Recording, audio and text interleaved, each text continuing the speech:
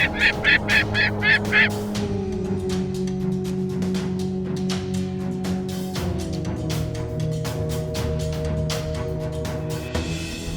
are the Inuvialuit, the Inuit of the Canadian Western Arctic. In our language, Inuvialuit means real people.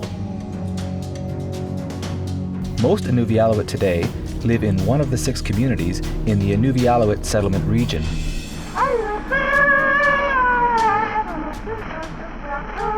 We take pride in our history and gain strength by knowing where we come from, the traditions that guided our ancestors, and about events that have shaped the way we are today.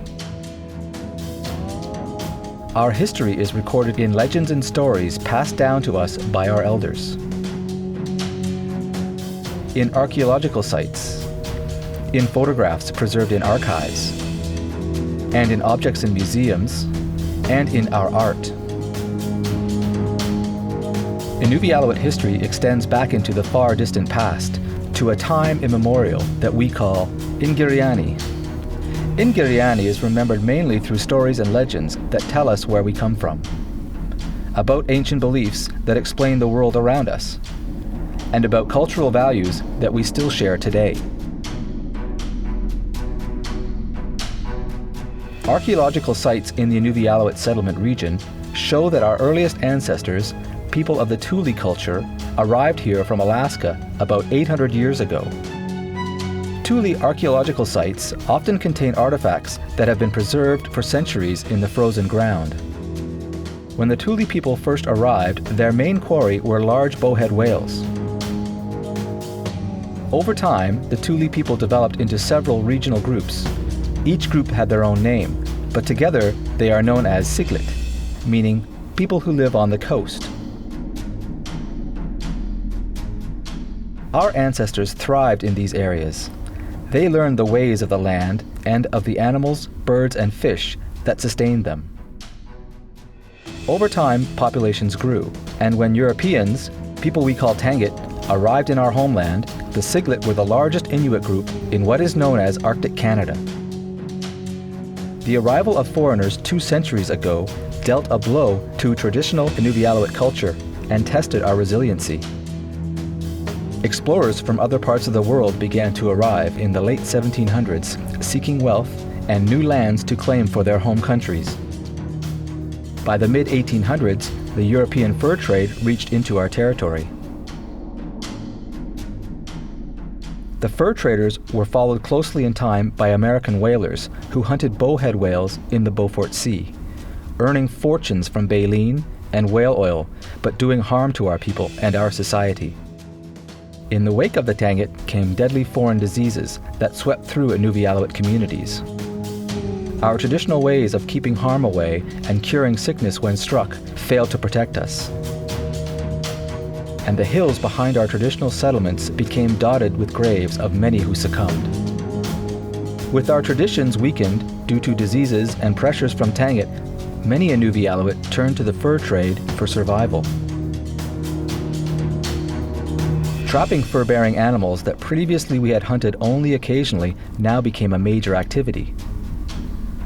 Facing some of the same pressures, Inupiat from Alaska were attracted to the Delta, where many made a way of life trapping muskrats. They became known as the Umarmiut, people of the evergreens and the willows. Some of our ancestors purchased schooners, which allowed them to travel long distances to rich fur trapping areas. In the east, they mingled with the Inuinnait. As time went on, church missionaries, police, and government put pressure on Inuvialuit to turn away from our cultural traditions.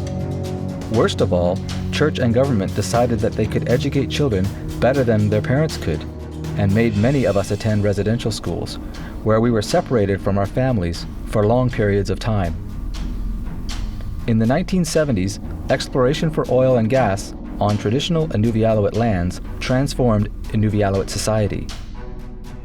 Although the oil and gas industry brought jobs and economic opportunities, it also threatened the lands, waters, and animals that are our responsibility to care for as stewards of this land.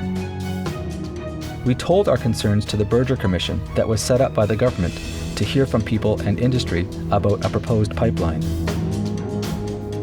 Our success in blocking the pipeline, at least until we were better prepared, encouraged us to negotiate a legal claim to our traditional lands. In 1984, we accomplished our long-standing goal of regaining control over our everyday lives and our destiny as a people by settling our land claim with the Government of Canada.